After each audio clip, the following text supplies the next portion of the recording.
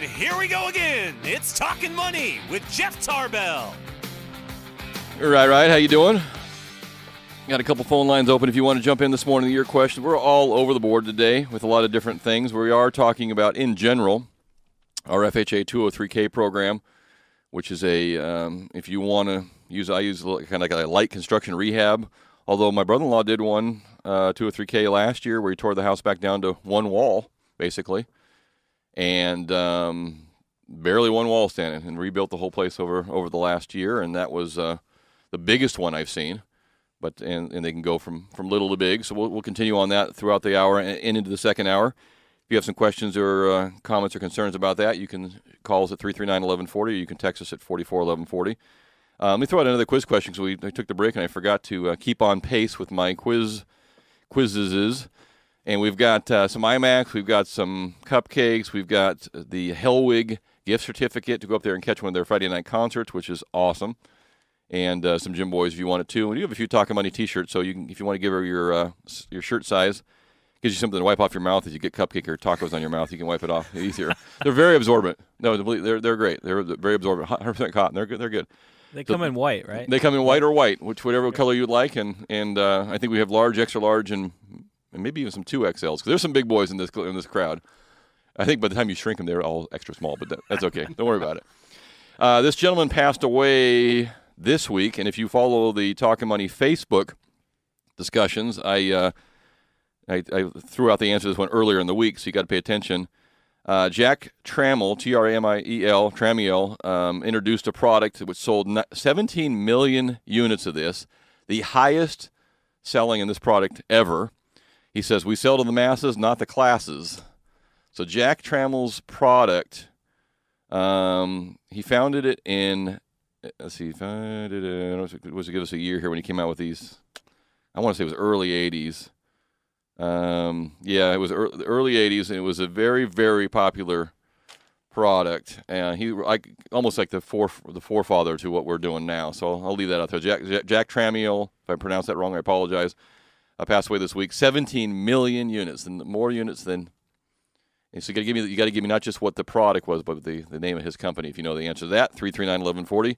I'm sure Google is working. If you do not know the answer, or 441140, you can do that. I jumped off there. We had a winner on the Buffett tax rule, would fund the government for 7 days. So that seems like that tells you how much money we spend in the government. That's a lot of money for 7 days. But this is the part that where I don't think the Buffett tax rules are going to come through, because what it's trying to do is supplement the loss of another popular tax product that we have right now, which is called the alternative minimum tax, which affects people who make as little as $80,000 a year. And I know if you're making less than $80,000, you go, that's not little, but on the scale of the billionaires, that's on the little side. So the alternative minimum tax, which we currently have for people making all the way down to $80,000, is scheduled to go away.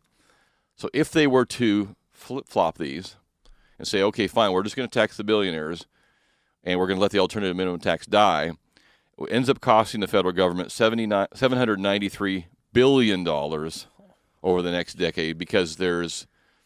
Let me explain this in real simple. Aren't we already in a deficit? Yes, which is why I, regardless of what side of the political aisle you come from, there's no way they can make that swap. Right? You're not going to trade $46 billion for $793 million. I don't care how much you hate millionaires and billionaires. You're not going to give up almost $1 trillion to get $50 billion. It isn't going to happen. And it comes down to this, folks. You can, whatever political or whatever reason you want to do things, the pool of millionaires and billionaires is like this big. I'm holding my fingers really, really tight together. And the pool of us making over $80,000 in this country is this big.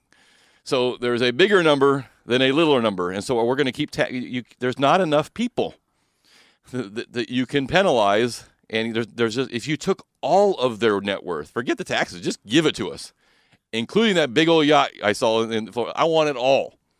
It still wouldn't solve. It still wouldn't even make up for the. There's just not enough people that are in that range. So we're going to have to either address the issue. And I got to say to our governor here in California, who said this week, man up, you wussies down there, make some hard decisions. And he's talking to his own party. Man up. we can't raise enough taxes. You're going to have to stop spending. This is Governor Brown. Okay, guys and ladies, you're going to have to stop spending some money. We're going to have to cut something. There's not enough money to raise from everybody if we took it all. So, and that's what we're down to. We're eating at the fringes. $8 billion a day. Is that what that is? 56, something like days, yeah. $8 billion a day we're spending. And I'll tell you what. It's funny. Have you been following the Las Vegas story where the GSE, the federal government division went to Las Vegas and spent $800,000 on a little party for themselves? Did you see that? Okay, so and there's total outrage over this, right? $800 million is a percent of what our government spends, and now it's a symptom of what's going on. And where I feel bad, and I'm rambling all the place. Where I feel bad is for the people. There's a lot of people in our area that work for the federal government and the state. And a lot of them are clients of mine, and they work their butts off. They don't steal money. They don't go on Vegas vacations. They show up. They do their job. They get what their pay is, and they get threatened to be laid off. Once a year. It used to be a cushy, easy existence. Once you kind of got in, you were there forever. It isn't that way anymore. And these people work their rear off, and they are tarnished by this kind of stuff. Where divisions in Washington D.C. that seem like they're so separated from reality of what life really is, that it's not real money, right? It's just taxpayer money. We'll just screw the taxpayers. That it tarnishes everybody who works in that division, and that's unfair. That's unfair because 99% of the divisions probably meet their budgets, do exactly what they're supposed to do, and 1% make it in the paper, like anything in life. And here they are. But now you're starting to see, what was the other one I heard this week? Oh, there was the realtor. One realtor who worked for the federal government was relocated from Denver, Colorado to somewhere in Hawaii. They spent, and now this is pure recollection, but it's either $300,000 or $400,000 moving her, one realtor, and then she quit a year after she got there to Hawaii. And this is another story that came out this week too. And I heard people saying they don't have realtors in Hawaii you could hire. So these are the kind of things, and this is all good. I mean, that we discover this. This is all good. So keep bringing the stories because it'll keep flushing out the trash. Our industry went through this, we flushed out the bad apples, and we need to do it with the federal government because you could say, well, it's only $800 million as a percentage of what our daily expense in this government is. But until you start cutting 0.1% and 1% and 5%, you're never going to get there. So these stories, I bet you between now and the end of the year, and I don't know if they're politically motivated. I don't know how they're coming out. I don't know why they're coming out.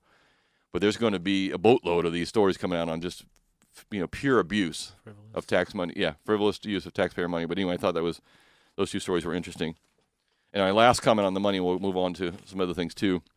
So they did let's see, who is this? The University of Illinois, at least that's the gentleman who wrote the article, did a survey on how much should we tax people who have mega wealth. This is following the kind of this Buffett rule, and because they're proposing a 35% tax on the ultra rich. Okay, so they did a survey about lotto winners. If you win the lottery, how much should we tax lotto winners? And they gave a winning. If a person wins $1 million, how much should he get taxed? And they had them answer in dollars, and all the way up to $100 million. And the average answer of all the answers was about 15%. So the survey of people who said we should tax 35% on the ultra rich, if you won $100 million, thought that 15% was the max tax you should pay if you win a lotto. So what does that tell? Think about that for half a second. What does that tell you in the survey's mind? What does that tell you about those people? What do they think? Any feedback on that? I'm stunned. Well, first off, what it tells me is that, and by the way, that 15%. There is 15% is a number that we end up coming back to. Like Steve Forbes had the flat tax was 15%. 15% is always a number we seem to kind of end back up at, where people, when they're really being honest with themselves, where they feel people should pay. And this is federal taxes now, not state, just the federal. People come back to a 15%. That seems to be when people are honestly answering about their own life, not your money or her money, but my money. 15% seems to be the number people think is fair. What this tells me is something I griped about myself when I didn't win the $650 million, was how pathetic it is, because when you're taking a survey about lotto winners, somewhere in the deep recesses of your little brain, okay, I'm talking about my little brain, you think that there's a possibility that could be you, right? But there is no way in hell you think you're going to make $100 million in the real world. So when you're talking about earning $100 million, there's no way possible you think that that's possible. Now, percentage-wise, you're much more likely to make $100 million in business than you are ever to win the lotto. But in your own mind, you believe there's a slight possibility that you're 6 numbers away from that tax bill, and there is no way you're away from earning that. And that is sad. That is sad. And but that's how I interpret the thing. But 15% was the answer from what people thought would be a fair tax, and I would agree with that. But we got a lot of cutting to do. A lot of cutting expenses to do. We don't have an income problem in this country. We got an expense problem in this country. Don't we all? 339. I don't know about you, John, but I print my own money. Nice. I mean, that didn't come out, did it? Well, my inkjetter is leaking in my hands. So anyway, we'll finish up with that. That's fun. How are we doing on time there before we got to take our break? Got a couple of Okay, so we got a couple minutes. We got to take the break. 339-1140 is our number here in the studio. 1-800-920-1140 if you want to call us toll free, and if you want to text me, it's 441140. I'm going to use this to kind of get us. I got a lot of little stuff here. We'll talk about this after in the second hour too. I didn't understand what all this patent. Google's buying patents and Apple's buying patents, and I'm suing you over these patents, and I'm buying companies just because they have patents. AOL, who is just gone, is making a boat. What was that? Down. That's the sound burrowing into the sand. I mean, AOL, who used to own this country. I mean, everybody was on AOL. AOL is selling patents like crazy of stuff that they developed over time. And we think of patents totally different than, you think of a patent of, I designed this, this vehicle, I designed this widget. And we're talking about intellectual patents in many parts. We'll talk about when we come back. It's phenomenal how different, it's just phenomenal what people are paying for and what is considered a patent. Whether you, on an iPhone, you hold your finger and you slide across it, and the thing follows you, or they call it a slide lock or a stretch lock or a push lock. These are all different patents on how you just get the phone to turn on. So it is a very, very lucrative industry and very, very highly protected, as you can imagine. So we'll talk about that a little bit as well. But I want to talk about this, and we'll get into it. We got about a minute left. I don't have time to do that either. Let's just do a quiz question when we come back. Did we get a winner to our other one or no? No, yeah. I'll give this out again then. Let's do that. And we've got to take a break, and we'll come back for hour number 2. So Jack Trammell, my apologies, passed away this week. He was 83 years old.